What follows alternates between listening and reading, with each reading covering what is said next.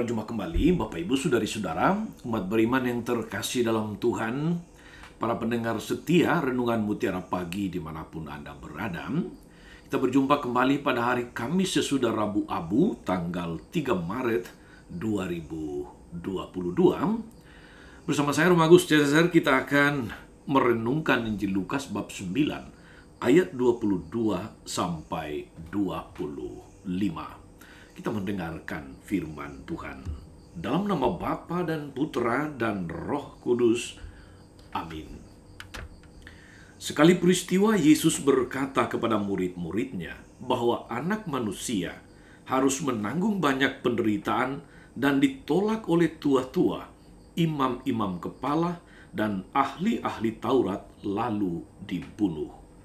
Tetapi dibangkitkan lagi pada hari ketiga.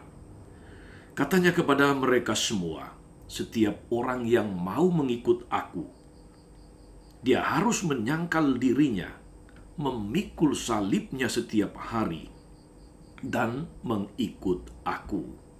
Karena barang siapa mau menyelamatkan nyawanya, ia akan kehilangan nyawanya.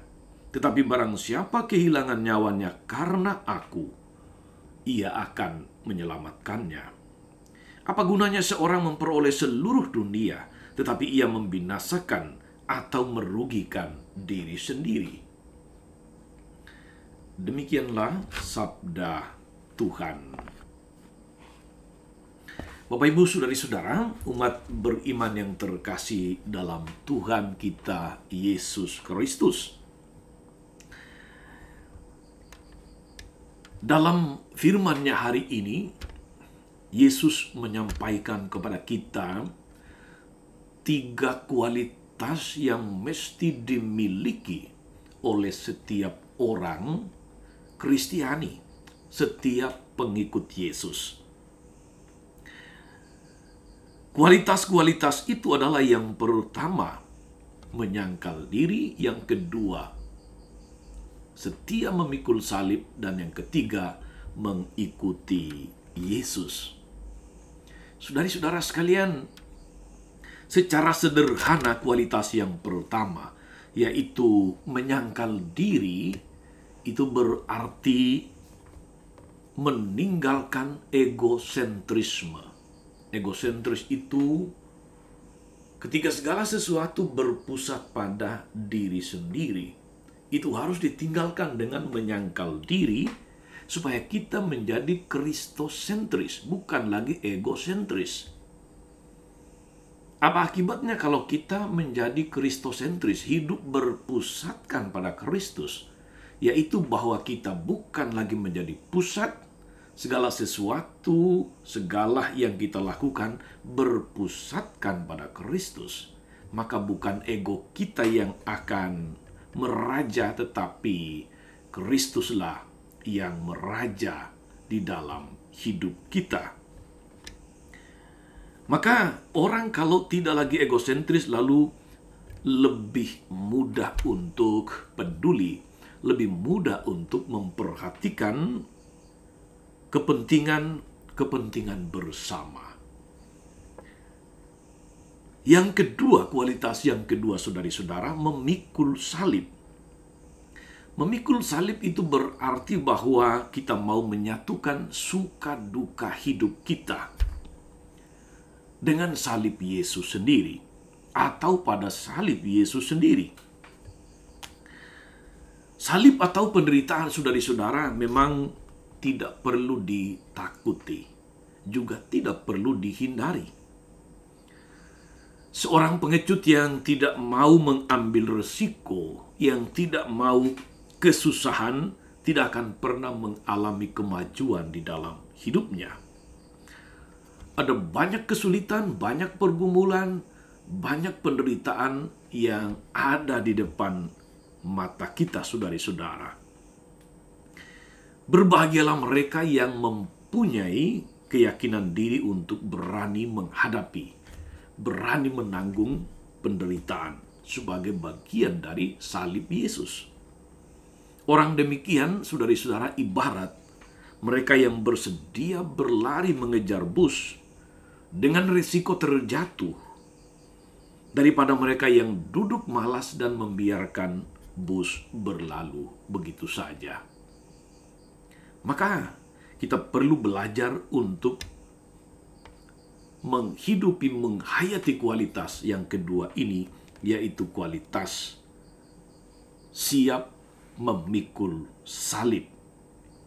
Maka ketika kita siap memikul salib, saudara-saudara, menyatukannya dengan salib Yesus, maka ada makna positif dari setiap penderitaan. Ada hikmah positif dari setiap pergumulan, dari setiap duka yang kita alami. Kedua hal itu hanya bisa terjadi.